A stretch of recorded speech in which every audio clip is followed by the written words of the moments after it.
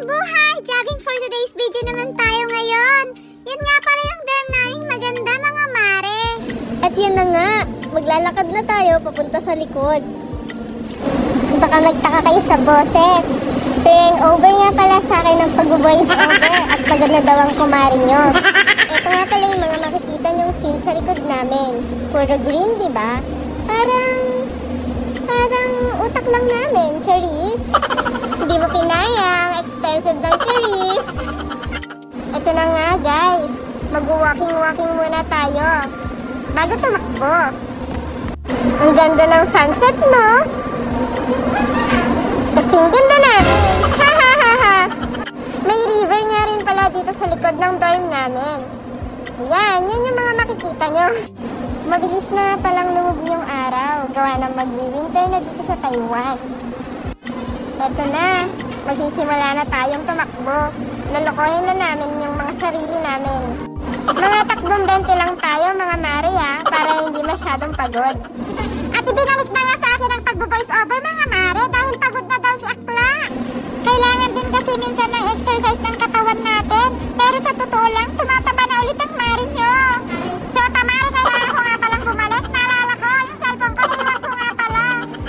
Nagsusumikap na nga lang siya mag-video. Ang hirap naman kung tumatakbo tayo at nag-video tayo mga mare. Hindi ko na lang din talaga alam kung ano aking gagawin. At sinabi ko nga sa aking mare na kailangan na namin mag-diet para hindi tayo ipagpalit at dagdagan. Ay shoota, wag naman sana mangyari at papunta na lang tayo sa menopause at hindi pa tayo nakapag-asawa at nakikitang lahi. At hindi na nga makasuot ng crop top ang mare niya dahil sa aking naiipon na bilbil. Ito na lang ang tangi kong ipon dito sa Taiwan, bilbil at braso. At nagpa-video na nga lang pala ako sa aking mare para may magawa naman siyang matino. Mukhang wala na rin kaming nagawang matino mga mare, kundi lumamon ng lumamon. Eh what if tumalon kaya ako dito para matapos na to? Oops! Joke lang po!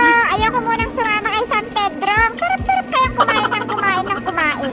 Pagmasdan niyo muna yung mga view mga mare. Green-minded na gaya ko.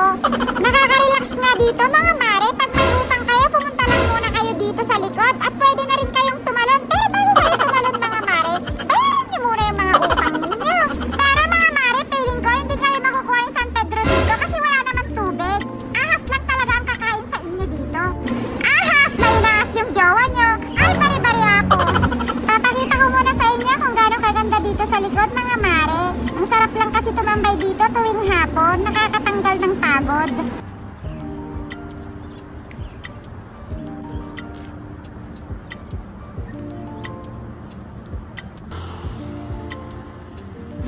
Pabalik na nga pala tayo sa dorm mga mare. Tama na tong kalokohan natin dito. Pagkatapos nito mga mare, lalamon din lang naman tayo. Parang wala lang din. Dito muna tayo. Upo muna tayo dito mga mare. Dito na